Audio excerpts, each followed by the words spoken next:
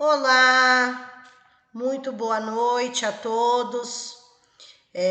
Vocês concursandos, professores que vão prestar essa prova da Prefeitura de Itapevi, que estão no grupo, segue aqui resumo dos autores, tá? Vamos ver todos os autores resumidos aí, o pensamento de cada autor, conforme a bibliografia do concurso de Itapevi VUNESP, tá bom? Vamos lá? Então, deste lado aqui da tabela, vocês têm os autores, né? O nome dos autores e qual é o livro. E desse lado de cá, vocês têm os pensamentos, tá bom? Então, eu vou ler os pensamentos e vou explicar para vocês cada tópico, tá? Vamos começar aí com a Aiscol, tá? O livro Tornar a Educação Inclusiva. Ela escreve com outros autores juntos, tá? Então, tornar a educação inclusiva. Então, o foco é falar sobre inclusão, ok? O objetivo da educação inclusiva é de eliminar a exclusão social, que resulta de atitudes e respostas à diversidade com relação à etnia, idade, classe social, religião, gênero e habilidades. Então, quando a AISCOL fala de tornar a educação inclusiva, inclusiva para todos, não apenas alunos da educação especial que ela está falando. Ela está falando de eliminar todo tipo de exclusão que existe na nossa sociedade, né? As pessoas de etnias diferentes que são excluídas, idades diferentes, religiões diferentes, classes sociais diferentes, gêneros diferentes, habilidades diferentes, ou seja, todos aqueles que de alguma forma são excluídos da sociedade, tá? Então, o foco dela é eliminar todo tipo de exclusão. Então, ela fala da educação inclusiva. Temos que incluir e não excluir, ok? Esse é o foco do pensamento dessa autora, né? Junto com os demais. Segundo, Alavarzi. Então, o Ocimar Alavarzi. Opa, pulou aqui. Só um minutinho. Continuando aí. Então, o Ocimar Munhoz Alavarzi, esse autor vai falar sobre a organização do ensino fundamental em ciclos e algumas questões, tá? Então, quando nós falamos em ciclos, né? Qual é a ideia? Assim como a própria legislação tem lá no item lá da própria LDB, nos artigos, que a escola tem autonomia de escolher o seu tipo de organização, que pode se organizar em ciclos, em séries, em grupos de seriação, enfim, sempre que for de encontro aos alunos, né? A realidade e necessidade dos alunos for de encontro com a aprendizagem deles. Então, toda escola, conforme a legislação, tem essa autonomia de organização, tá? Primeira parte, vamos lá. A implantação dos ciclos intensificou com a LDB e é apresentada como alternativa à seriação e ao fracasso escolar, especialmente quanto às altas taxas de reprovação e ao baixo aproveitamento dos alunos brasileiros, sendo também acompanhada de fortes resistências e polêmicas. Da perspectiva da democratização da escola, enfocam-se os desafios da igualdade de resultados, como o aprofundamento da igualdade de oportunidades, palavra-chave, né? Igualdade de oportunidades, o que compreende o tensionamento da seriação e da repetência escolar como expediente pedagógico, com destaque para os objetivos escolares e as implicações pedagógicas que os ciclos imporiam. Contudo, se os ciclos não podem ser associados à queda de qualidade do ensino, pondera-se que, apesar do seu enorme potencial democrático, ainda não foram atingidos os objetivos preconizados com sua adoção. Então, veja o pensamento do autor. Ele começa falando que a organização do ensino fundamental em ciclos está na LDB e faz parte da democratização da escola, né? É um direito que toda escola tem de escolher a sua organização. Porém, essa organização precisa ir de encontro com igualdade de oportunidade para todos os alunos. Ela não pode, essa organização em ciclos, não pode cair na situação do fracasso, né? Não pode cair na situação assim de excessivas reprovações, de fracasso escolar. Pelo contrário, ela precisa ser de igualdade de oportunidades e com o sucesso escolar dos alunos. E que todos possam ter as mesmas oportunidades de aprendizagem e desenvolvimento, né? Então, não é simples assim. Só porque está organizado em ciclos não significa que todas as escolas terão qualidade de ensino, só porque se organizou em ciclos. É isso que ele está falando. Então, a organização em ciclos, conforme o pensamento dele, é boa? É boa, está na LDB, porém, precisa que todos tenham a igualdade de oportunidades, o sucesso escolar, né? Então, sempre essa organização de ciclos precisa estar vinculada à qualidade do ensino e não ao fracasso, né? Ah, você não aprendeu aqui, passa para lá, não aprendeu nesse, passa para o outro, né? Ou reprovações, enfim, é esse sentido. Então, as palavras-chave aí que vocês têm: organização em ciclos, democratização da escola, igualdade de oportunidades, ok? É nesse sentido. Qualidade de ensino. Então, está vinculado essa organização de ciclos com a democracia, ok? Democratização, ok? Direito de todos. Guardem essa palavra-chave aí, igualdade de oportunidades, ok? Próxima autora, né, no caso, é a Barbosa, Maria Carmen Silveira Barbosa, muito conhecida em concursos públicos. Tem vários livros publicados e o que eles escolheram para vocês foi Culturas Escolares, Culturas de Infância, Culturas Familiares, as socializações e a escolarização no entretecer dessas culturas. Já começa pelo nome do livro, ou seja, precisa ter uma interação. Escola, família, criança. Respeitar o tempo da criança. Então, assim, escola e família precisam ter um diálogo para que essa criança possa se desenvolver, ou seja, precisa ter a socialização entre ambas as partes, né? Porque no meio disso tudo tem as crianças, ok? Vamos lá. Conhecer as culturas das infâncias e as culturas familiares.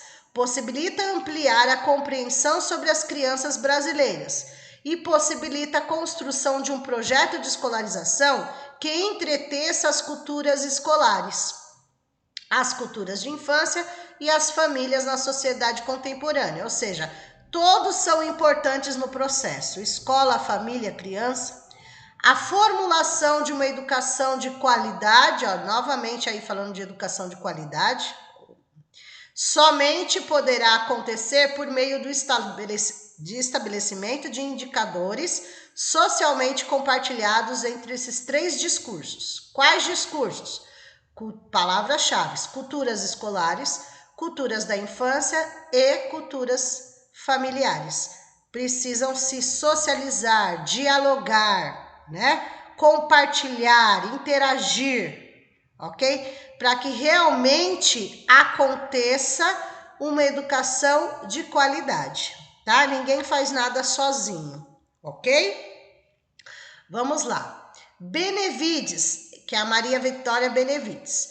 O livro Educação para a Democracia.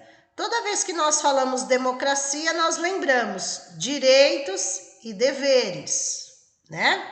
Vamos lá. Toda sociedade democrática deve ter um tipo de educação que desenvolva nos indivíduos um forte interesse pessoal nas relações e no controle social, que assegure transformações sociais, palavra-chave, transformações sociais. Então, assim, nesse resumo, gente, vocês têm que ir grifando palavras-chave de cada um deles, ok? Então, aqui nesse caso, transformações sociais. Nesse contexto, a educação deve ser anti-autoritária. Já explico.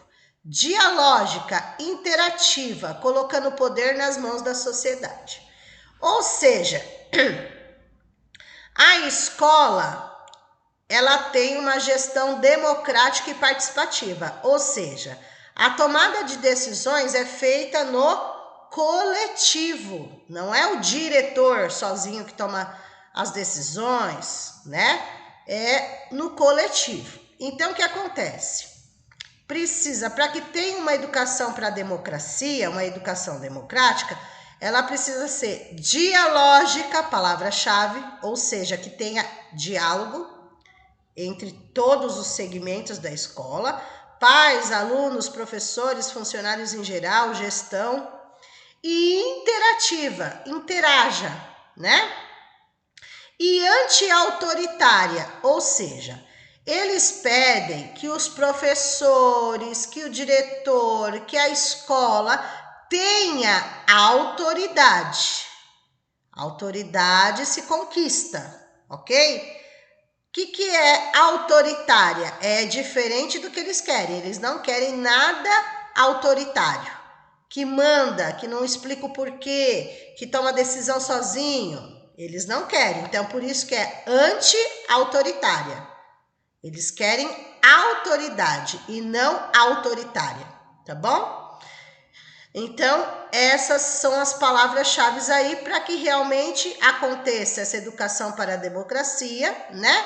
Vai assegurar essas transformações sociais que são necessárias para que realmente nós possamos falar que é uma sociedade democrática, direitos e deveres de todos, que todos podem interagir, que podem dialogar, que podem participar, dar sua opinião, ok? A escola necessita disso para o bom andamento. Próximo autor é a Berbel, Neuci Aparecida Navas Berbel. Ela vai trazer o livro As Metodologias Ativas, muito comentado, né? E a promoção da autonomia de estudantes. Quando fala de autonomia dos estudantes os alunos constroem o próprio conhecimento. O professor, ele é apenas o mediador, não transmissor de conhecimento. Nem podemos mais falar transmissor. Nós temos que falar hoje mediador do conhecimento, porque ele vai fazer com que o aluno construa, tenha autonomia de construir o seu próprio conhecimento através da interação, da ajuda do professor. Então, as metodologias ativas todas as metodologias que você vai utilizar para que o aluno construa de forma significativa, ou seja, que ele aprenda, né? Vejam, as metodologias ativas são estratégias de ensino que têm por objetivo incentivar os estudantes a aprenderem de forma autônoma e participativa.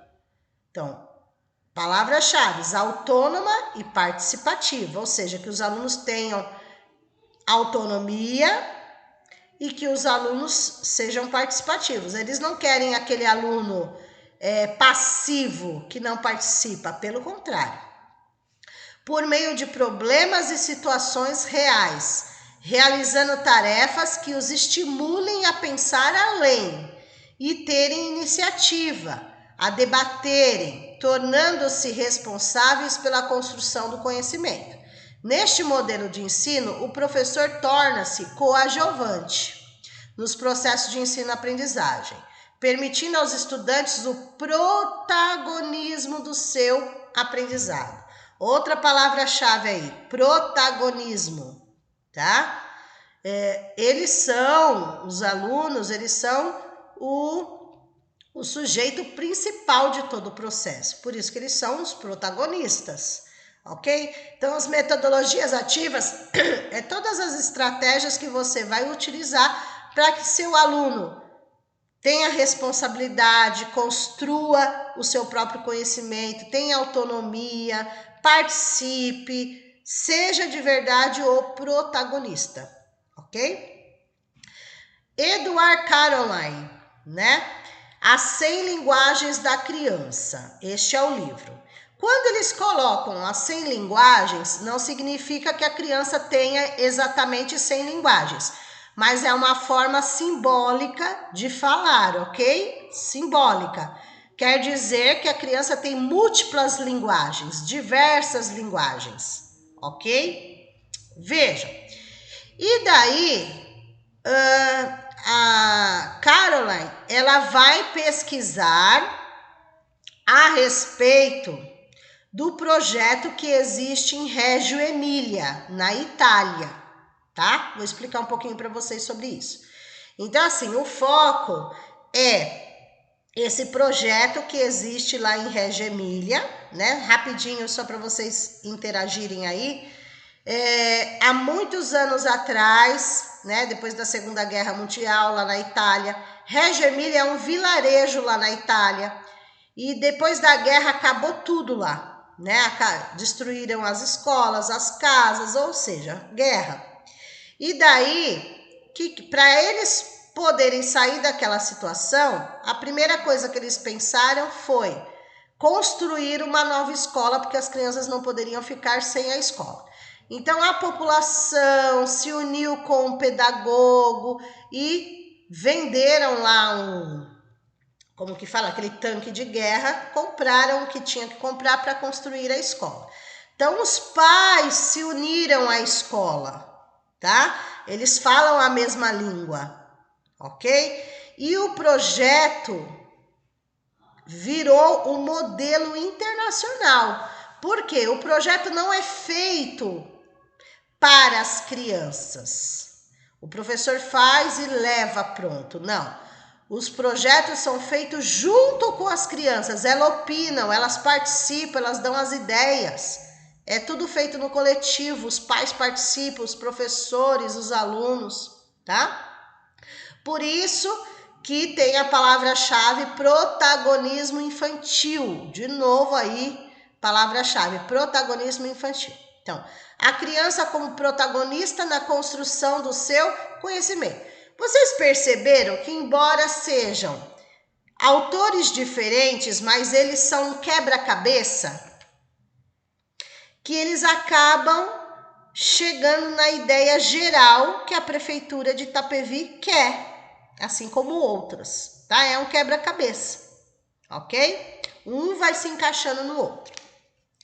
Em geral, todos querem que o aluno seja protagonista, construa o próprio conhecimento e o professor só vai ser o orientador, o mediador disso, ok? Então, nos projetos lá em Reggio Emília, o aluno é o protagonista porque ele participa de tudo e não o professor leva pronto, ok? As crianças têm múltiplas potencialidades. O modelo de projeto que é citado no livro é o de Reggio Emília, na Itália. O pedagogo, que ficou muito famoso com o projeto Loris Malaguzzi, tá? É o pedagogo que deu início a esse grande projeto. Projeto desenvolvido junto com os pais e a comunidade. Escola comparada com um canteiro de obras, ou seja, uma construção que precisa de todos juntos. Escola diferente, enraizada na vontade das famílias de construir um mundo melhor por meio da educação. Por quê? Como eles perderam tudo, então um se apegou ao outro para construir um novo lugar, uma nova escola. E eles só poderiam sair daquela situação se por meio da educação. Por isso que eles valorizam tanto a educação. Essa metodologia educacional orienta, guia, cultiva o desenvolvimento infantil, deixa eu tirar daqui, desenvolvimento intelectual, emocional, social, moral, ou seja, é uma metodologia que vai desenvolver todos os segmentos da criança, intelectual, emocional, social, moral. Criança tem habilidades, tem curiosidades, tem interesses. É necessária essa interação social. Não pode deixar de ensinar e fazer as brincadeiras tradicionais. Nós temos as modernas, sim, mas as tradicionais também são importantes. O espaço da escola é considerado um espaço de vida, um espaço vivo, de alegria, de construção, né? De algo vivo, de participação, colaboração, solidariedade, papel ativo na aprendizagem. Então, tanto aluno como professor é necessário que tenha atividades, sejam sujeitos ativos e não passivos, ok? Tanto os pais, quanto os alunos, quanto os professores, estão todos engajados nesse projeto. Ok? Vamos lá, continuando. Então, é uma abordagem educacional inovadora. Então, hoje é conhecida no mundo inteiro, mas para a época foi algo inovador, e para quem não conhece, ainda né? Por que inovadora? Porque os alunos eles não participavam ativamente, né? Era bem diferente, e agora, né, já tem uma outra visão. Certo, gente? Essa é a parte da Caroline. Vamos lá. Só um minutinho. Continuando aí, vocês têm ainda nessa primeira tabela Carvalho, Marília Pinto de Carvalho, ela vai falar do sucesso e fracasso escolar. A necessidade de analisar os fenômenos educacionais, mais especificamente o fracasso escolar, sobre uma perspectiva que leve em consideração as desigualdades de gênero, meninos e meninas. Então, o que acontece? A Carvalho fala que existe a parte do sucesso dentro da escola e do fracasso dentro da escola, tá? E que existe, pela pesquisa dela, essa desigualdade de gênero. Por quê? Aí ela conta. Tradicionalmente falando, as meninas já são preparadas desde muito novas, né? A serem o quê? Na época, tá? Ela conta toda a trajetória dessa educação. Então, antes as meninas eram o quê? Preparadas para afazeres domésticos, né? Eram preparadas para serem mães, donas de casa, criar seus filhos, e os homens eram criados para ser os provedores da família, trazer o sustento para a família, ok? Hoje as coisas estão mudadas, porque os dois têm os mesmos direitos de trabalhar, de estudar, enfim. Porém, a autora diz que neste caso dessas desigualdades de gênero, os meninos são mais prejudicados do que as meninas na nossa sociedade. Por quê? A maioria dos meninos param de estudar porque tem que trabalhar, porque tem que correr atrás disso, daquilo. Então ela fala que os meninos, pela pesquisa, são os mais prejudicados. pararam de estudar, foram trabalhar e alguma coisa aconteceu. E já as meninas são mais incentivadas a continuar, certo? Então ela fala que sempre existiu essa desigualdade de gênero, de meninos e meninas. E o que nós temos que ensinar é que todos são iguais. Todos são iguais, podem trabalhar, podem construir família, podem fazer uma faculdade, todos são iguais. Mas, tradicionalmente na nossa sociedade, existe realmente essa desigualdade. E temos que mudar essa realidade. Então, trazer para a escola, para a sala de aula, a importância de ambos têm os mesmos direitos, ok? Vamos à próxima tela aí. Opa, cadê o... deixa eu passar para a próxima tela, só um minutinho, gente.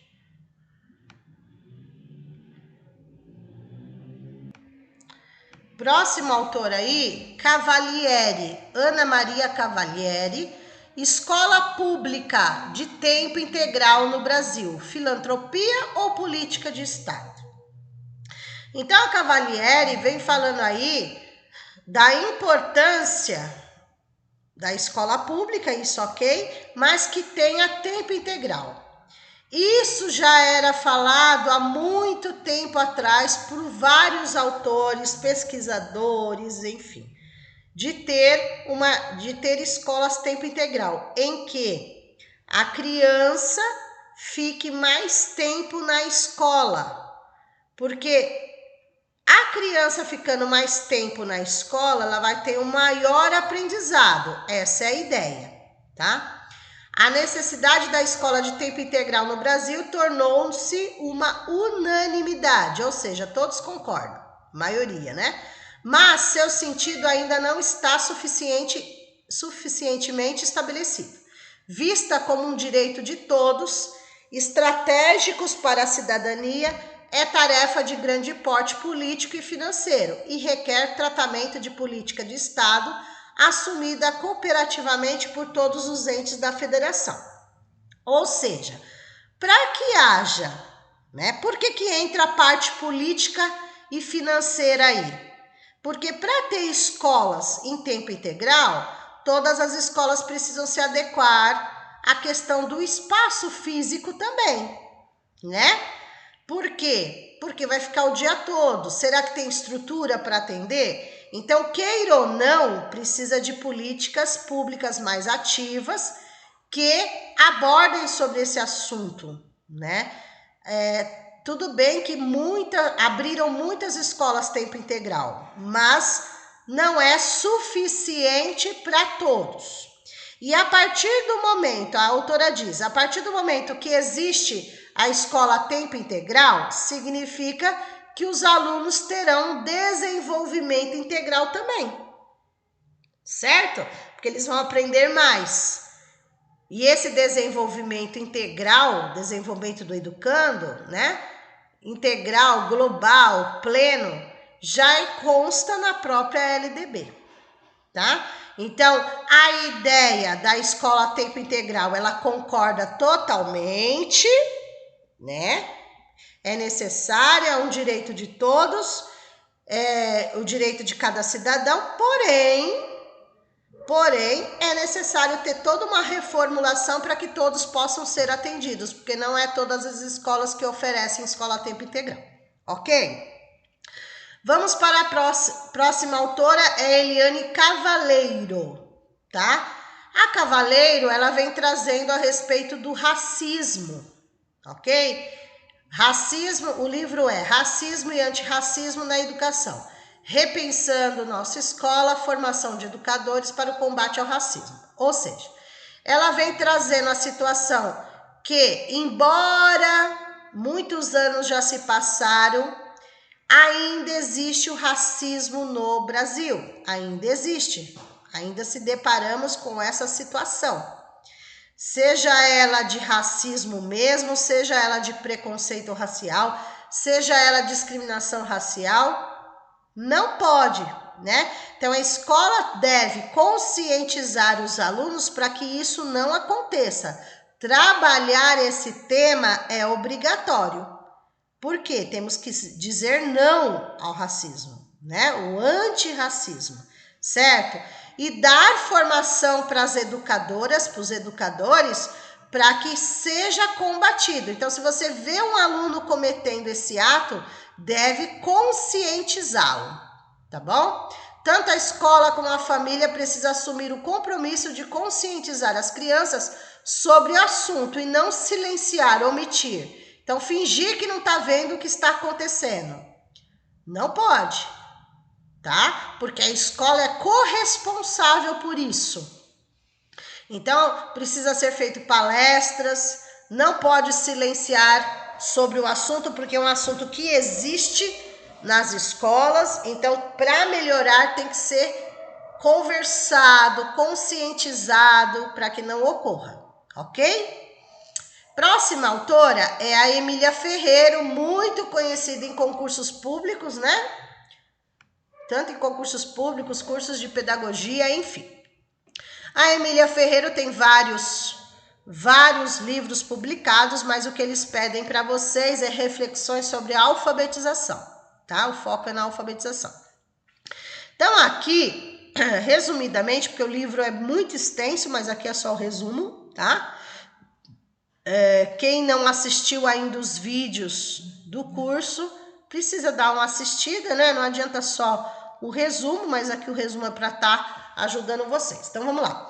Alfabetização, representação da linguagem, processo de alfabetização, a importância do ensino, aprendizagem, quem ensina e quem aprende, a natureza do objeto de conhecimento envolvendo essa aprendizagem, o conhecimento, que é um objeto de ensino, precisa se tornar um objeto de aprendizagem.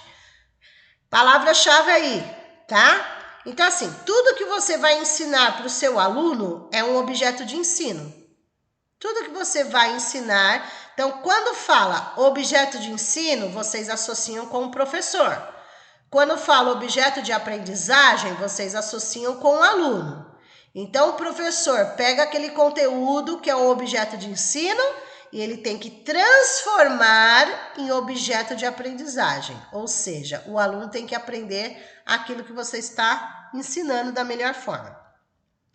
Na segunda parte, fala dos métodos de alfabetização. Então, em nenhum momento a Emília Ferreiro vai falar qual que ela prefere, qual deve ser seguido. Cada professor tem autonomia de escolher o método de alfabetizar seu aluno, tá? Pode ser um, pode ser outro, pode ser misturado. O importante é que o aluno saia alfabetizado, certo? Então, a Emília Ferreiro nos traz 3 métodos de alfabetização a ser o professor escolhe, tá bom? Nós temos 3 métodos: sintético, analítico e misto. Ou alguns falam global também, tá? O sintético, que é considerado mais simples, ele é dividido em, vamos supor, eu escolhi para alfabetizar meu aluno o método sintético. Aí dentro do sintético tem as subclassificações. Então, dentro do sintético, eu posso pegar o alfabético, que é você alfabetizar conforme letras do alfabeto, né? Tem gente que começa assim. O silábico, você alfabetizar começando por sílabas, ou o fonético pelo som, tá?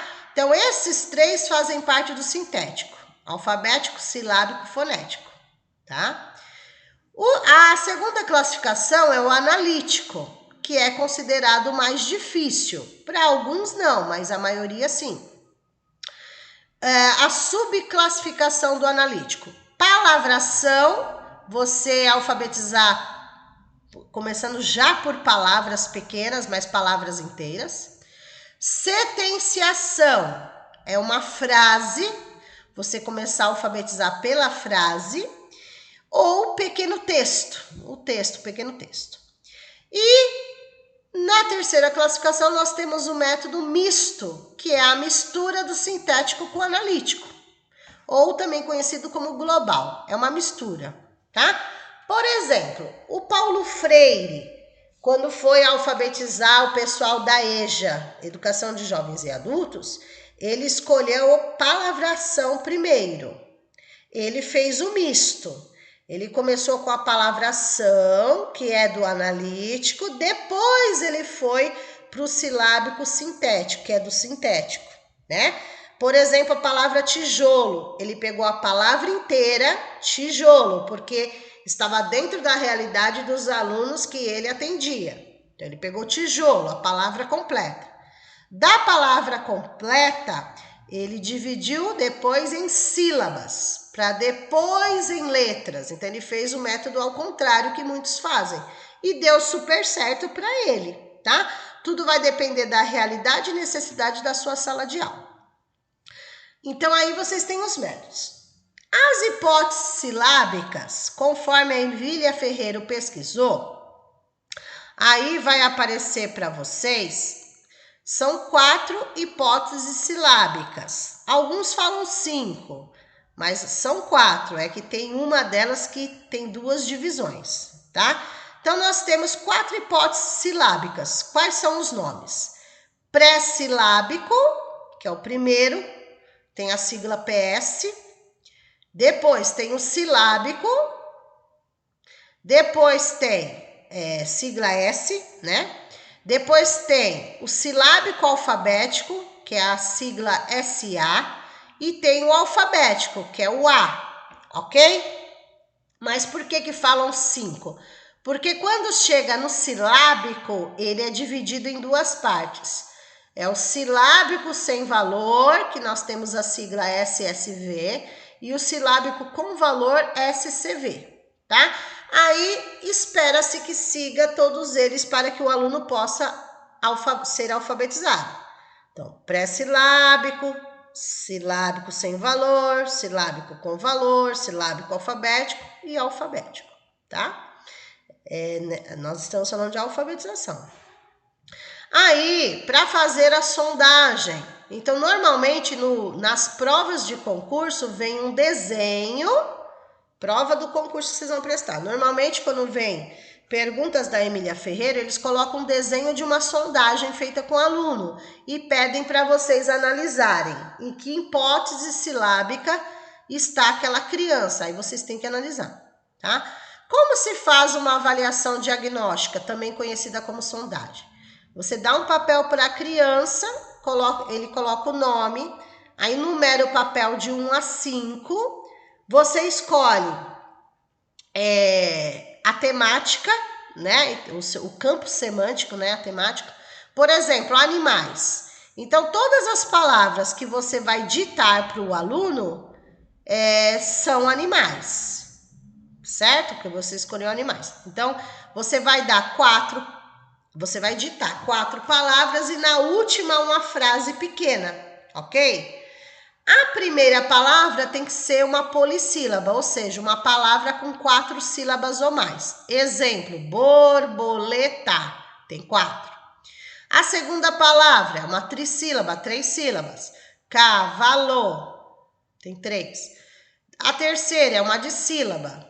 Na ordem lá da sondagem você faz com o aluno. Dissílaba, são 2 sílabas. Gato. E monossílaba é uma sílaba única. Rã, cão, por exemplo. E depois a frase. O gato mia, o cão late, algo básico, tá? Para fazer a sondagem. A sondagem não é só ditar, você tem que pedir a cada palavra que a criança escreveu, você tem que pedir para que ele faça a leitura. Aí, mediante a escrita e a leitura, é que você vai verificar em qual hipótese silábica a criança se encontra. Se ela é pré-silábica, se ela faz só rabiscos, né? Se ela é silábica, se ela é sílaba sem valor, com valor, silábico alfabético ou alfabético, tá? Lembrando que erros ortográficos não são considerados em fase de alfabetização. Então, se ela escreveu, por exemplo, bigadeiro, não, se ela escreveu aqui, ó, vamos dar exemplo daqui, borboleta e não colocou o R, não tem problema, tá? Borboleta, ela não aprendeu. Na fase de alfabetização, R, 2R, não é considerado, tá? Brigadeiro, ela pode escrever bigadeiro, não tem problema. Enfim. Então, a diferença de alfabetização para letramento. A alfabetização é você ensinar a criança a ler e escrever, é a leitura e a escrita. E o letramento é a função social da leitura e da escrita. Função social, ou seja, para que vai servir ele aprender a ler e escrever na vida dele na sociedade? Função social na sociedade. Ele aprendendo a ler e escrever, ele pode fazer uma lista de supermercado, pode fazer um bilhetinho para a mãe dele, ele pode fazer várias coisas. Então, muitas crianças, elas vêm letradas para a escola, não estão alfabetizadas, mas elas já sabem para que elas vão usar aquilo, que não é só para dentro da sala de aula, mas para a vida delas, ok? A aprendizagem da linguagem escrita é muito mais que a aprendizagem de um código de transcrição. É a construção de um sistema de representação. É necessário que o professor considere as escritas do ponto de vista construtivo, ok? Palavra-chave também construtiva. Aqui todas são, né? Alfabetização, letramento, função social, enfim, ok? Próximo autor, Fock. Paulo Fock também já caiu em vários concursos públicos. Afinal, o que os bebês fazem no berçário? Comunicação, autonomia, saber fazer de bebês em um contexto de vida coletiva. Então, nesse espaço, né, o espaço do berçário, onde ficam os bebês aí nessa fase, nesse espaço as crianças devem brincar, observar, então elas brincam, elas observam, interagem, imaginam, fantasiam, perguntam no sentido, mas elas ainda não falam, mas tem várias formas da criança se comunicar. Experimentam novas e outras possibilidades. Ou seja, as crianças que não falam, elas se comunicam. Gesticulando, balbuciando, chorando, não importa, elas se comunicam de várias formas, tá? Então, conforme o foco, tem que ser um espaço prazeroso, aconchegante, seguro, para que as crianças possam se desenvolver e aprender. Lembre-se do cuidar e educar, né? Enfim, próxima autora é Isabel Frade, mas ela escreve junto com a Mônica Araújo e a Juliana Glória, tá? A Frade é a mais conhecida aí no caso. O livro é Multimodalidade na Alfabetização, usos de leitura e da escrita digital por crianças em contexto escolar. Ou seja, o que ela já traz logo no nome do livro, tá?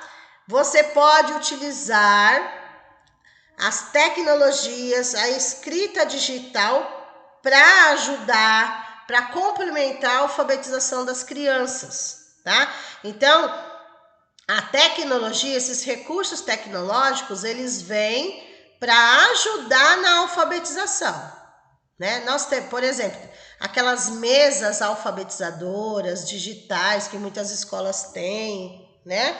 Então, multimodalidade significa muitas formas, muitos modos de alfabetizar. E um deles é utilizando vários recursos tecnológicos também. Vejam, sobre como as crianças em processo de alfabetização atuam em ambientes digitais, com a linguagem verbal e outros recursos multimodais.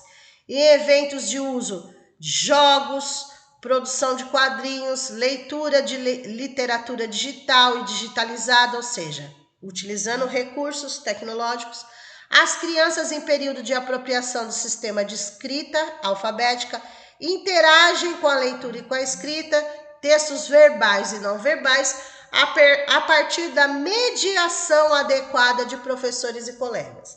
Então, esses recursos, né, toda essa multimodalidade pode ser útil, prazerosa, desde que o professor saiba fazer a mediação e estar utilizando esses meios aí, ok? A tecnologia veio para acrescentar e não para atrapalhar, para ajudar, ok? Para contribuir.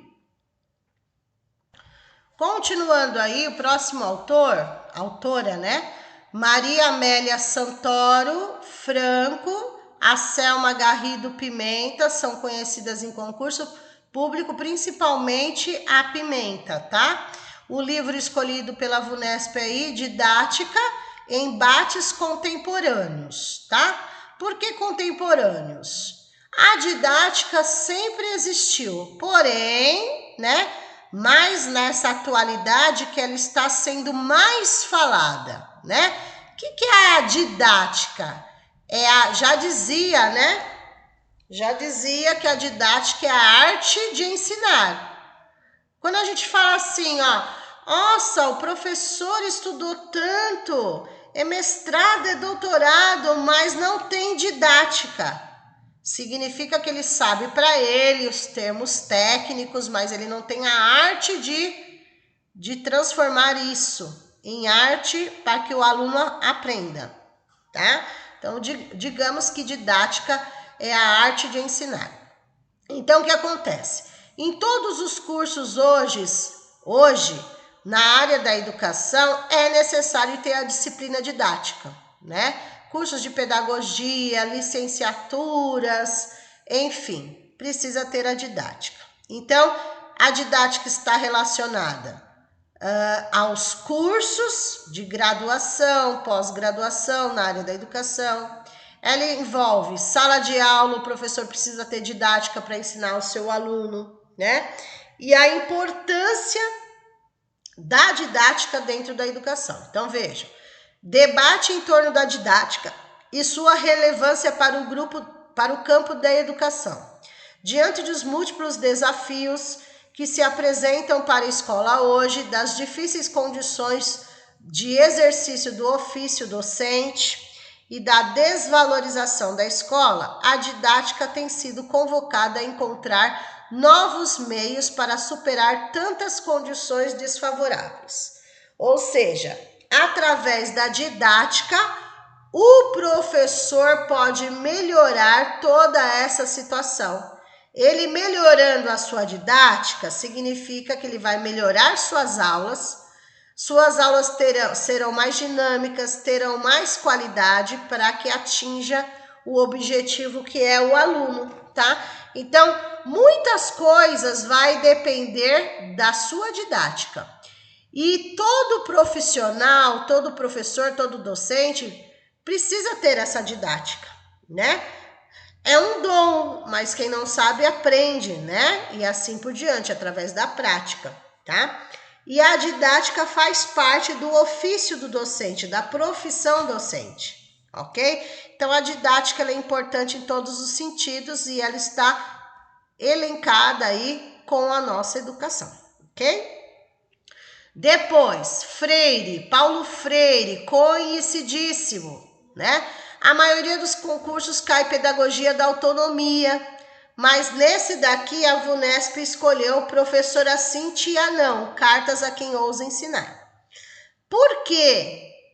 Né? Tem esse nome, o livro aí, já começa pelo nome do livro.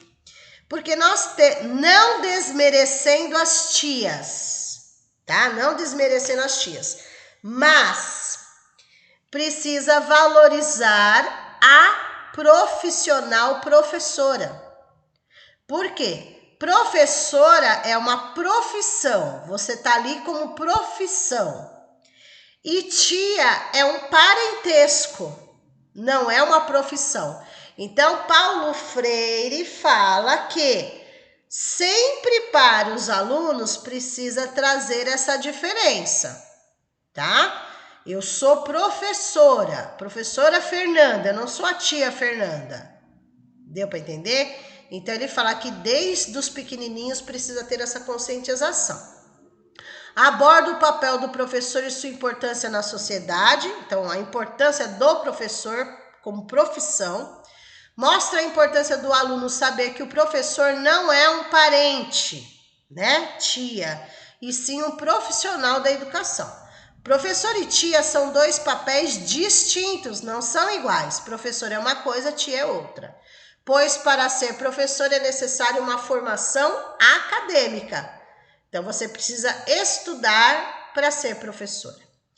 Profissão com direitos, enquanto tia é um grau de parentesco. É apenas um relacionamento de parentesco, não desmerecendo as tias, tá? Mas tem que saber separar conforme o Paulo Freire, ok? Próximo autor, Haddad, Sérgio Haddad, a Maria Clara de Pierro, tá? Os dois escrevem juntos sobre a EJA. O que é a EJA? Educação de Jovens e Adultos. Então, primeiramente, eles vão fazer uma retrospectiva da EJA que existe hoje, né, com o que era antes. Então, assim, a EJA já recebeu vários nomes, né? Já recebeu o nome de Mobral, já recebeu o nome de supletivo e hoje é conhecida como a sigla EJA, Educação de Jovens e Adultos, ok? E eles falam que o professor precisa ter um perfil para trabalhar com alunos da EJA, que é um perfil diferente, eles já são adultos. Tem uma gama que são jovens, tem outra gama que são mais velhos, né? Então, assim, precisa verificar a necessidade deles. Alfabetizar uma criança é diferente de alfabetizar um adulto. Então, assim, ele traz, o autor, um panorama de tudo que já aconteceu. A EJA não era tão valorizada, né?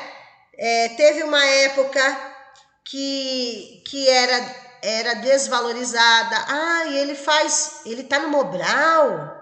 Nossa, ele faz supletivo. E hoje não. Você precisa voltar a estudar, você vai estudar na EJA. Você recebe um certificado de conclusão da mesma forma que os outros. Então, a EJA tem que ser... Então, resumindo, a EJA teve já vários nomes, a EJA deve ser valorizada, o profissional tem que ter um perfil para dar aula na EJA, né? E o aluno da EJA tem que ter confiança no seu trabalho para que ele continue e não desista, ok? Então, a importância aí da EJA. Próximos autores, vamos lá. Ives de Lataille, a Marta Coll de Oliveira, tá faltando Oliveira aí, e a Heloísa Dantas, tá? Tá faltando Oliveira. Então, assim, são 3 autores da USP, ok? 3 autores aí que escrevem sobre 3 grandes pensadores, tá bom? Então, é assim, ó. Ives de Lataille é um, Marta Coll Oliveira é outra e Heloísa Dantas é outra. O Lataille, ele vai falar sobre Piaget. A Marta Coll vai falar sobre Vygotsky e Heloísa Dantas fala sobre Vallon. Juntando o livro Teorias Psicogenéticas em Discussão. Por que em discussão? Porque eles vão falar de 3 grandes pensadores aí, ok? Então, aqui é resumido, tá, gente? Resumido, porque é muita coisa, né? Vocês viram lá nos vídeos. Então, depois vocês leem com calma. Eu vou falar a parte principal da diferença dos 3, tá bom? O Piaget, ele foca ele foca mais. Não significa que ele não fale do social, ele fala. Mas o Piaget, ele vai focar mais na parte biológica, genética, tá? Então, tudo que ele vai falar vai entrar em primeiro lugar a parte biológica e genética e depois a social, tá? E é ele que fez a pesquisa sobre os estágios de desenvolvimento. Aí, sensório-motor é o primeiro, preparatório é o segundo, operatório concreto, o terceiro, o preparatório formal é o quarto, tá? Então, os estágios de desenvolvimento são 4, conforme Piaget. É ele também que fala sobre assimilação e acomodação, né? Que o aluno ele tem que assimilar, acomodar o conhecimento para que de fato ele tenha aprendido. Ele também traz a respeito da moral, ética moral, né? Que quando é pequeno é anomia que nós falamos, ou seja, a criança ainda não sabe nenhum tipo de regra e limite. Heteronomia é quando está aprendendo com o adulto a ter regras, limites. E autonomia quando já tem, né? Já entendeu, tá bom? O Vygotsky, ele vai focar na interação social. Por isso que nós falamos que ele é o interacionista de todos. Ele fala que para a criança aprender e se desenvolver é necessário interação, tá? A partir do momento que nasce, já interage com algo, com alguém, tá? Ele fala de alguns estágios também, quase não cai no concurso, mas eu coloquei aqui para vocês. Ele fala sobre microgênese, ontogênese, sociogênese, filogênese, enfim. Tudo tem a ver com essa interação social, tá? As funções psicológicas são formadas conforme o contexto social, o contexto em que a criança, né, que a pessoa está inserida. E por último, nós temos o famoso Vallon, Henri Vallon, né? Que ele é o totalmente afetivo. Então, tudo que fala de amorosidade, afetividade, emocional, é com o Vallon.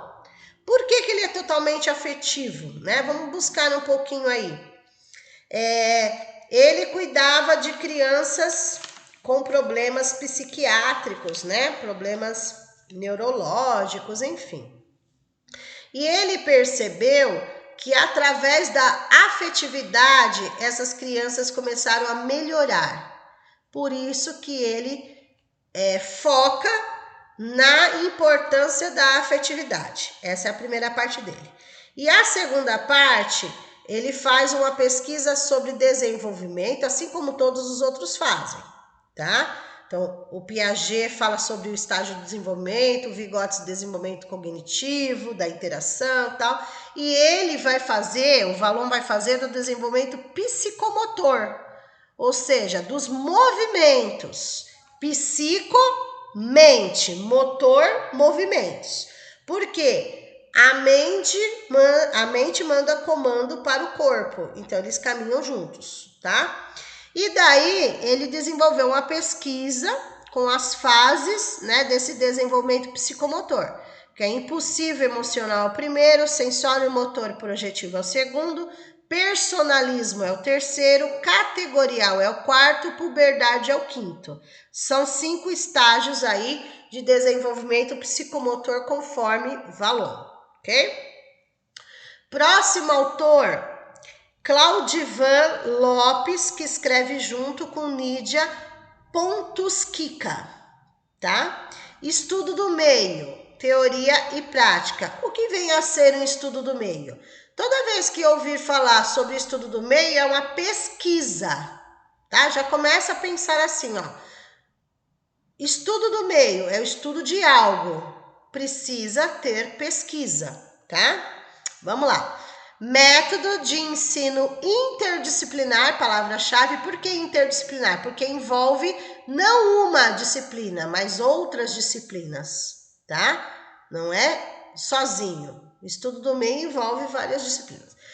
Que visa proporcionar para alunos e professores o contato direto com determinada realidade.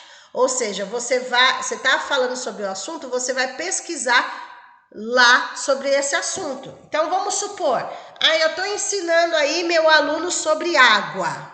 Água, um exemplo.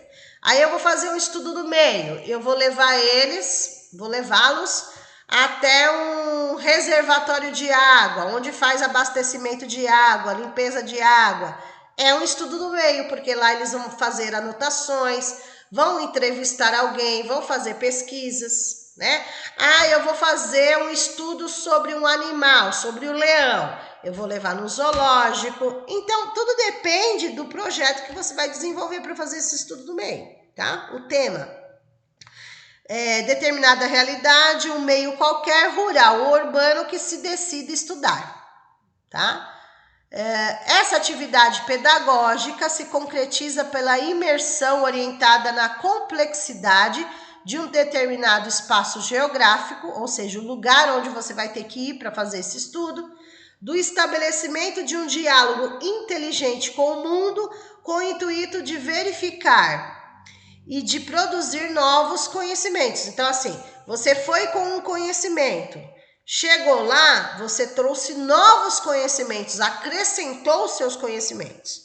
Entende-se, este é o objetivo desse trabalho, que é a realização dos estudos de meio em todos os níveis de ensino, mas particularmente na educação básica, pode tornar mais significativo o processo ensino-aprendizagem. Ou seja, fazer o estudo do meio, deixa eu arrumar aqui que tá, só um minutinho.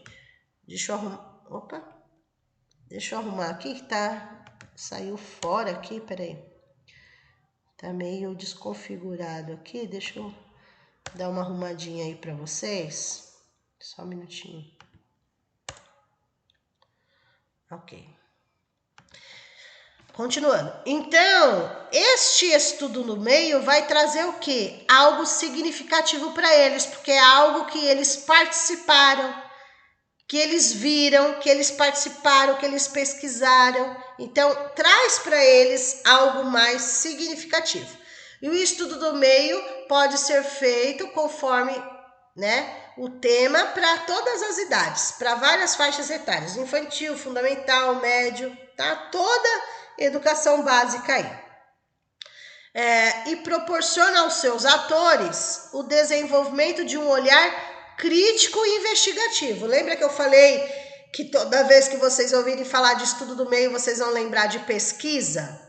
Pesquisa é ter o olhar crítico, não aceitar aquelas respostas simplesmente, e sim pesquisar além, né? Por isso que fala olhar crítico e investigativo do aluno. Eles são os atores principais. Então, tem que ensiná-los a ter um olhar crítico, não aceitar qualquer coisa, serem investigativos, ou seja, pesquisarem sobre a aparente naturalidade do viver social. Ok? Então, é importante trabalhar estudo no meio? Sim, é importante. É algo que vai trazer uma aprendizagem significativa aí, tá bom? Próximo. Mantoan, Maria Tereza Egler Mantoan, muito conhecida em concursos públicos, tá? Ela é a autora que vai falar sobre educação especial, sobre inclusão, tá? O livro escolhido aí, Diferenciar para Incluir ou para Excluir, por uma pedagogia da diferença. Então, assim, primeiro, ela fala que nós temos que falar escola das diferenças, e não é correto falar escola dos diferentes, porque diferentes todos nós somos, tá? Mas assim, adotar a pedagogia da diferença, ok? A palavra certa é diferença. Temos que incluir e não excluir, tá? Então vejam, educação especial. As escolas se tornam espaços vivos de acolhimento, palavra-chave, e de formação para todos os alunos e de como transformá-las em ambientes educacionais verdadeiramente inclusivos. Recriar o modelo educativo escolar, tendo como eixo o ensino para todos. Reorganizar pedagogicamente as escolas, abrindo espaços para cooperação, diálogo, solidariedade, criatividade, senso crítico, sejam exercitados nas escolas. Garantir aos alunos tempo e liberdade para aprender, formar, aprimorar continuamente e valorizar o professor. Integração, acolher, inclusão, fazer parte do processo educativo. A inclusão é possível. Então, outra coisa muito importante da Mantoan precisa ser feito na escola as duas situações, integração e inclusão. A integração é quando o aluno faz a matrícula, né? O familiar faz a matrícula dele, coloca ele na escola, é uma integração. Mostra a sala de aula para eles, apresenta os amigos, mostra os ambientes que tem na escola, onde fica, é o acolhimento. Tá? É atender o aluno, é uma integração. Só isso é o suficiente? Não. Precisa existir a inclusão. Porque se só tiver a integração, o aluno da educação especial vai ficar sentado lá sem fazer nada. Não vai interagir, não vai participar. Por isso que é necessário ter a inclusão, ou seja, o aluno fazer parte do processo, o aluno se desenvolver e aprender também. Tá? Então, duas importantes palavras-chave aí, integração e inclusão, elas caminham juntas, tudo bem? E a Mantoan fecha o pensamento dela dizendo, É possível sim nós termos a inclusão efetiva, né? Inclusão é possível, tá? Porque a inclusão envolve integração e a própria inclusão. Então, é possível que isso aconteça? Sim, mas nós temos que mudar muitas coisas da mentalidade, muitas coisas do ambiente escolar, fazer essa transformação, né? Ter esse acolhimento, ok? Próximo autor aí é o José Morin, Mudando a Educação com Metodologias Ativas. Vejam, mais um autor falando da importância das metodologias ativas, em que o aluno constrói o seu próprio conhecimento, o aluno é ativo, é participativo. Vejam, todos os recursos ao qual tem-se para que aconteça o aprendizado pode ser os recursos mais simples ou mais complexos, mas deve-se valorizar não somente o que se aprende, mas a forma como se aprende. Ah, eu aprendi, mas qual foi a forma que você aprendeu? Utilizando o que você aprendeu? Quais os recursos? Quais as estratégias? Isso é fundamental para que se atinja futuros objetivos e competências. As metodologias ativas são estratégias de ensino que têm por objetivo incentivar os estudantes a aprenderem de forma, palavra-chave, autônoma e participativa, por meio de problemas e situações reais, realizando tarefas que os estimulem a pensar além, a ter iniciativa, a debaterem, tornando-se responsáveis pela construção do conhecimento. Então vejam que é igual o pensamento de outro autor, tá? Que já foi falado de metodologias ativas. É só para reforçar que ambos têm o mesmo pensamento. São livros diferentes, mas o foco é o mesmo, ok? Palavras-chave aí, estratégias, autonomia, participação, construção do conhecimento, competências, enfim. Moreira.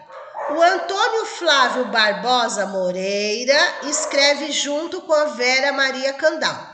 Tanto Moreira quanto Candal também são bem conhecidos em concursos públicos. E eles foram convidados para escrever indagações sobre o currículo, conhecimento e cultura, tanto que eles também foram convidados para escrever o documento para o MEC, Ministério da Educação. Tem um documento do Ministério da Educação, que é indagações sobre o currículo, né? Aí é uma continuidade, digamos assim, que eles falam sobre o currículo, tá? E eles são citados nesse documento do próprio Ministério da Educação. Vamos lá. Eu já explico, tá? Deixa eu ler aqui primeiro. Desenvolve uma reflexão sobre o currículo como ferramenta fundamental para atividades pedagógicas de ensino-aprendizagem nas escolas. Entender que a construção do currículo vem de conhecimentos e práticas adquiridas ao longo da vida pessoal e profissional por meio de dinâmicas sociais, políticas e culturais, intelectuais e pedagógicas. Faz com que esses profissionais constantemente busquem formas de melhorias didático-pedagógicas. Ou seja, quando nós falamos, no geral, em currículo, currículo é tudo que se aprende na escola. Entra no currículo, tá? Lembrando um pouquinho da lei, o currículo na LDB ele é dividido em duas partes. A parte base comum. O que é a base comum? Português, matemática, história, geografia, né? E a parte diversificada, que são temas transversais, temas locais, temas diversos. Então, o currículo, pela lei, ele é dividido em duas partes, mas essas partes são indissociáveis, não se separam, ok? Resumidamente, currículo é tudo aquilo que o aluno vai aprender, tanto de uma parte quanto de outra, tá? Tanto de uma parte. E o currículo, ele é feito no coletivo também, tá? E através do currículo, por que ele é uma ferramenta fundamental? Porque através do currículo é que eu faço o meu planejamento. Aí vem lá o currículo, né? Montado, o que é para ser dado. Aí através daquela visão que eles nos mandam, aí você vai ali analisar. Isso dá para dar para o meu aluno, isso vai ter que esperar um pouco e assim por diante, tá? Vamos lá. Nóvoa, Antônio Nóvoa, ele vai falar de professores, imagens do futuro presente, ó, imagens do futuro presente. O presente seria a base da construção do futuro. Futuro este que depende da capacidade de pensar e agir, refere-se à profissão docente. Então, o Antônio Nóvoa, ele vem trazendo o quê? Ele fala da importância da profissão docente, de ser professor, tá? Quando ele fala aqui, o presente seria a base da construção do futuro, por quê? Você tem que ter autonomia, uma visão crítica para verificar o que deu certo, o que não deu certo na sua trajetória, no seu ensinar, né? Então, o que você está vendo no presente vai ser para melhorar a base da construção do futuro, tanto em sala de aula dentro da sua profissão, como em cursos, como informações, como em melhorias, tá? Então, esse futuro vai depender do quê? Da sua capacidade de pensar, é a reflexão crítica sobre sua prática, né? Pensar, pensei, agora eu vou agir. O que eu posso mudar, o que eu posso melhorar para atender meus alunos melhor, ok? Próxima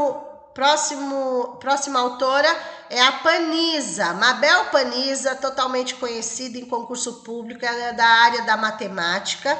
O livro escolhido foi Ensinar Matemática na Educação Infantil e nas Séries Iniciais, Análise e Propostas, esse é o livro. O que ela fala sobre matemática aí, em geral, no livro? Aborda a finalidade do ensino, os problemas de aquisição de conhecimentos espaciais e geométricos na área da matemática. Então, ela fala, primeiro, que tem uma certa dificuldade, tanto alunos quanto alguns professores, de ensinar propriamente a matemática. E que pela pesquisa que ela fez, muitas crianças têm dificuldade em conhecimentos espaciais do próprio espaço dela, né? E geométricos. E esses assuntos devem ser trabalhados desde a educação infantil. Então, tanto conhecimentos espaciais quanto geométricos, isso deve ser trabalhado desde a educação infantil. Claro, acompanhando as faixas etárias deles, né? Integrar conceitos teóricos com a prática. Teoria e prática caminham juntos. Não adianta só teoria, não adianta só prática, tem que ser os dois. Cotidiano escolar. Atitude que instigue, que debata, que estimule novas maneiras de ver, aprender e ensinar a matemática. Então, o que eles querem? Que os alunos levantem hipóteses. Você não dê a resposta pronta para o aluno, ele tem que pensar, ele tem que criar hipóteses. E você não pode dar a resposta pronta para eles. Aspectos da realidade, saberes necessários, saberes relativos, saberes didáticos. Diferentes tipos de números para quantificar, contar, medir. Já vou explicar. Operações e suas propriedades, sistemas de numeração, sistemas simbólicos, representação e cálculo, regras do cálculo. Ela fala também que o professor deve analisar o processo e não só o resultado. Então, por exemplo, você deu uma atividade, uma prova, seja lá o que for. Não adianta só você corrigir se o resultado deu certo e deu errado. Se deu errado, onde foi que o aluno errou? Porque se ele errou no resultado, é porque ele errou no processo. Será que esse erro do processo, que você tem que fazer intervenção pedagógica, é por causa de um sinal? Ele colocou um sinal ele colocou um sinal no lugar errado, por isso que deu tudo errado. Outra coisa que ela fala é ensinar os sinônimos das contas para eles, dos sinais. Que o mais, o sinal de mais é a mesma coisa que adicionar, que aumentar, que acrescentar, que é uma conta de adição. O menos é a mesma coisa de subtração, de tirar, de diminuir, assim por diante. O de vezes, o de multiplicação, que é o vezes, o de divisão, enfim, tá? Mostrar isso. Porque às vezes você não ensina, mas na prova você pede uma outra nomenclatura que eles não sabem o significado, daí não consegue fazer. Trabalhar a matemática, principalmente essa palavra-chave, situações, problemas. A ideia não é você passar um monte de conta na lousa, passa 50 contas só para colocar certo ou errado depois, não. Então é mais fácil, ao invés de você passar 50, porque o que vale não é a quantidade, é a qualidade. Então é mais fácil você passar 5 exercícios que tenham objetivos, que você vai corrigir, verificando o processo, né? Fazê-los pensar, ok? O valor posicional da numeração, materiais concretos, é importante eles trabalharem com materiais concretos, forma geométrica já foi falado. O cálculo mental, pode ser? Pode, até uma certa idade pode utilizar o cálculo mental. Mas vai chegar uma hora que vai ter que ser, pode ser feito o cálculo mental, mas vai ter que passar aquele cálculo mental para o papel, tá? Revisão de avaliações, então assim, na hora de corrigir, a maioria da sala errou a questão 8. Vamos verificar o que está acontecendo com a questão 8. Será que eu não elaborei corretamente a questão 8? Tem que ver tudo isso. O aluno reflita e proponha resultados, formas diversas de resolução. O Vitor Paro. O Paro, gente, ele é muito conhecido em concurso porque ele traz aquela interação escola-família, né? Em todos os livros dele, ele coloca essa questão de escola-família, essa importância. Aqui, eles escolheram um livro escrito sobre educação, e o capítulo que eles pedem é só Educação para a Democracia. Democracia, ou seja, direito de todos. Direito da escola, dos professores, dos funcionários, dos pais, das crianças, de todos. A gestão da educação. Então, gestão deve ser democrática e participativa. O gestor não toma decisão sozinho, precisa interagir com todos. Autonomia escolar, né? Significa que a escola tem autonomia para uma série de coisas, mas pensando juntos, né? Como uma equipe. Reflexões, que são tema central de muitas discussões e eventos educacionais por todo o país. A gestão democrática, 2 grandes exemplos de gestão democrática, o PPP é um exemplo de gestão democrática, projeto político pedagógico, e principalmente o Conselho de Escola é um grande exemplo de uma gestão democrática, porque todos participam, né? Então aqui ele fala da gestão democrática e qualidade de ensino. A educação enquanto um direito constitucional, então é um direito de todos, e a gestão democrática como um princípio de gestão. Até na própria LDB está escrito lá, princípios, daí tem 14 princípios, e um deles é gestão democrática. Assegurado, aí está escrito aqui, legislação brasileira, que busca desenvolver a participação e a democratização, ou seja, todos participando, né? Direitos e deveres.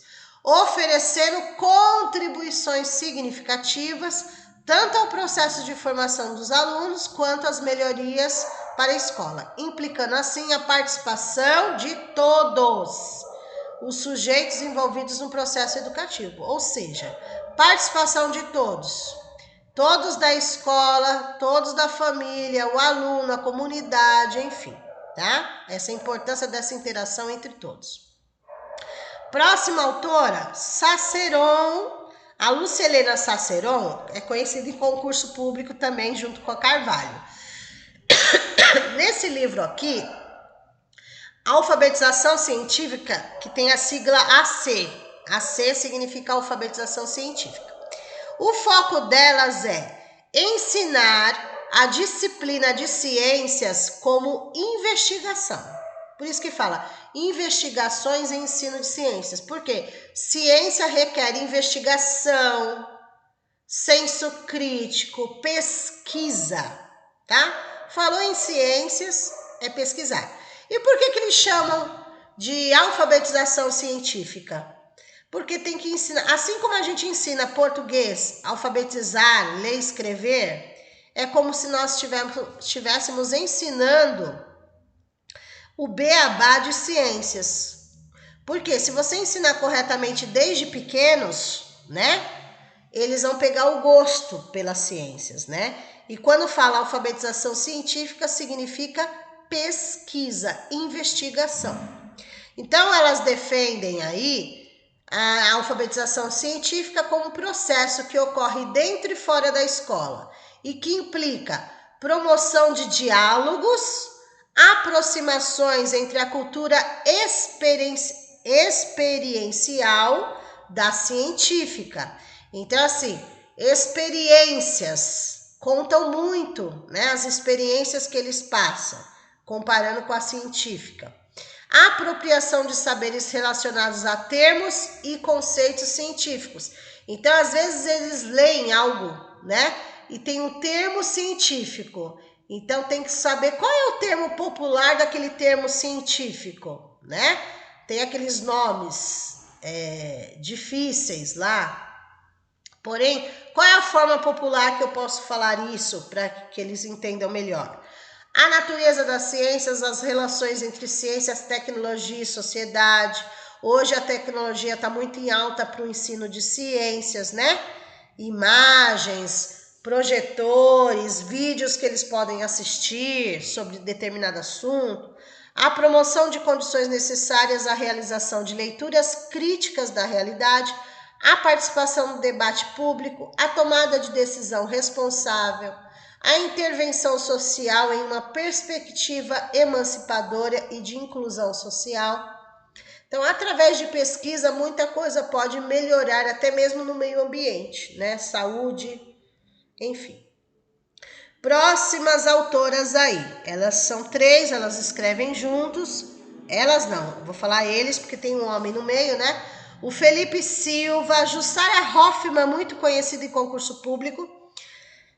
A Jussara Hoffmann é focada em falar sobre avaliação, ela tem vários livros publicados, principalmente avaliação mediadora, que ela fala muito, aqui ela escreve junto com os outros, mas não deixa de ser sobre avaliação.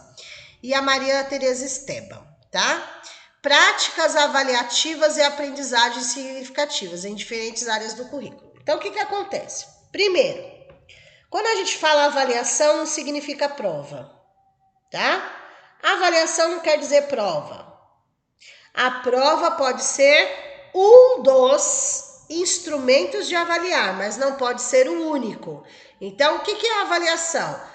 Atividade, exposição, tarefa de casa, tarefa de classe, uma pesquisa, um seminário, participação, enfim, é um conjunto, né? Eu não posso avaliar um aluno por uma coisa só, ok? A realidade da sala de aula na relação entre professor e aluno no mundo moderno é marcada por constantes mudanças impulsionadas pelo acesso à internet e às novas tecnologias. A pluralidade cultural, os novos comportamentos, a política, a ética científica, etc. Tudo isso é movido pela modernidade, que proporciona a construção do sujeito crítico na formação de um aluno questionador. Palavra-chave, aluno questionador. É aquele aluno participativo, que não aceita uma única resposta, que pesquisa, que vai atrás, né? Que reconstrói caminhos sob a orientação do professor. A discussão da avaliação em torno das áreas específicas do conhecimento e da pedagogia de projetos fundamentam-se tais reflexões de caráter formativo, outra palavra-chave, democratizador, ético do processo avaliativo. Proporcionou uma série de programas sobre avaliação e aprendizagem significativas realizadas pela TV Escola.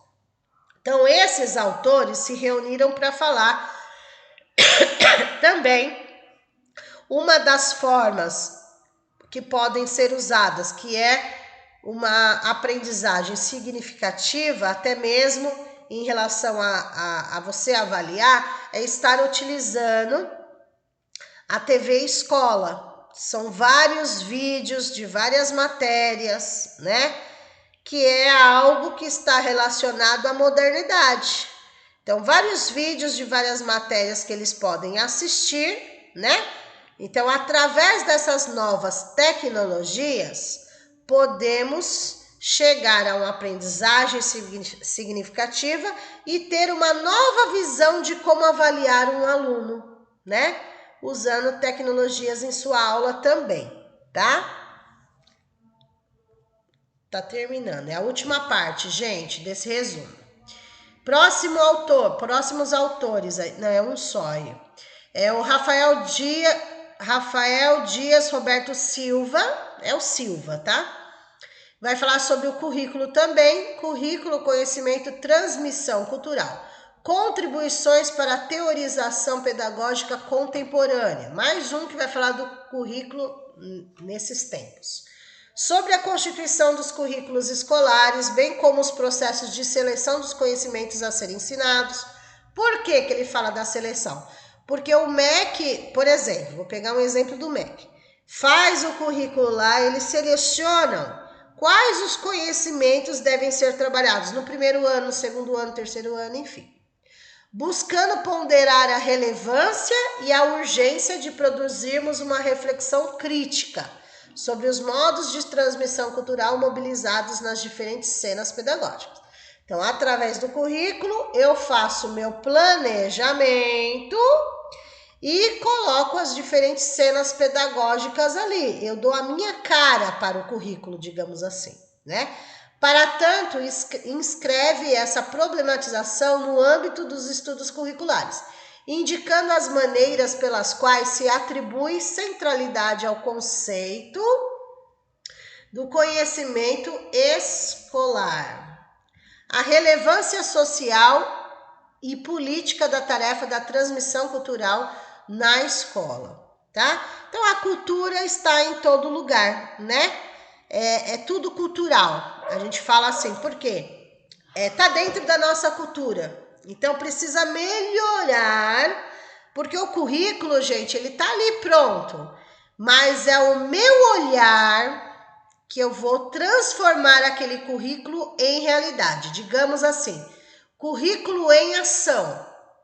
Porque o currículo está lá bonitinho escrito. Quem vai torná-lo vivo? O professor.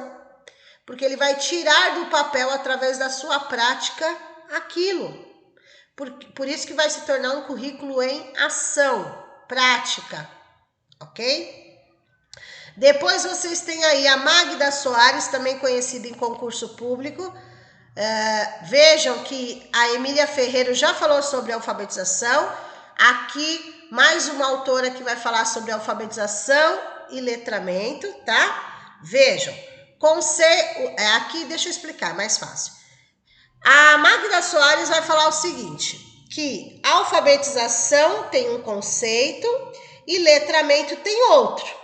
São processos, são dois processos, tá?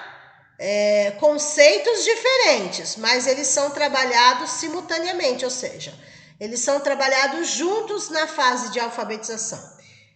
Enquanto o professor alfabetiza, ele faz o letramento, alfabetização e vice-versa. A alfabetização é o professor ensinar o aluno a leitura e a escrita. O letramento, novamente falando, é a função social da leitura e da escrita, ok? Depois, mais uma autora, é a Veiga, também é conhecida em concurso público, fala sobre o PPP, Projeto Político Pedagógico. O que é o PPP? É a identidade da escola. O PPP ele é feito no coletivo, tem que constar tudo.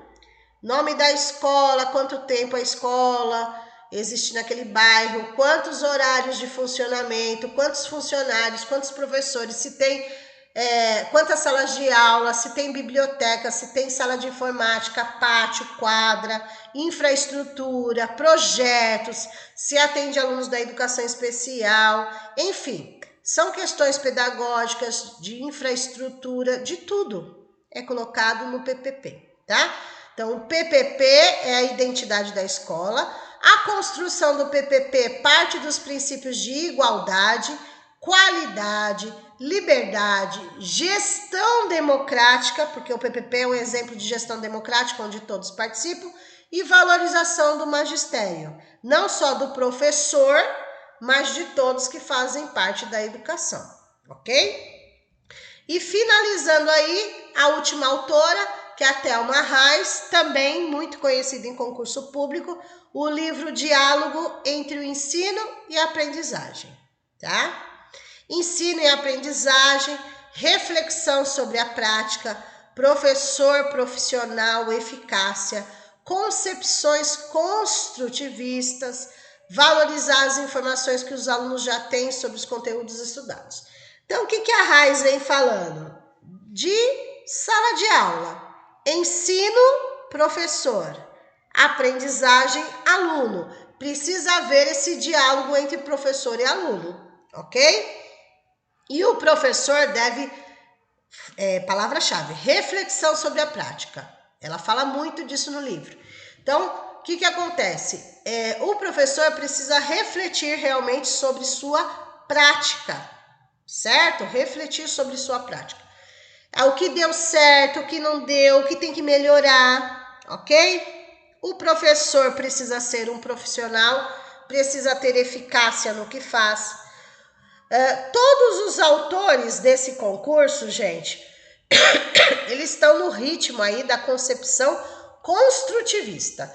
Então, vocês não vão ver autores aqui tradicionais, no sentido de concepção, mas eles são construtivistas, né? O aluno constrói o próprio conhecimento, construtivismo no sentido de usar tecnologia, aulas dinâmicas, interativas, a participação do aluno, ele constrói o próprio conhecimento, você é o mediador, tudo isso.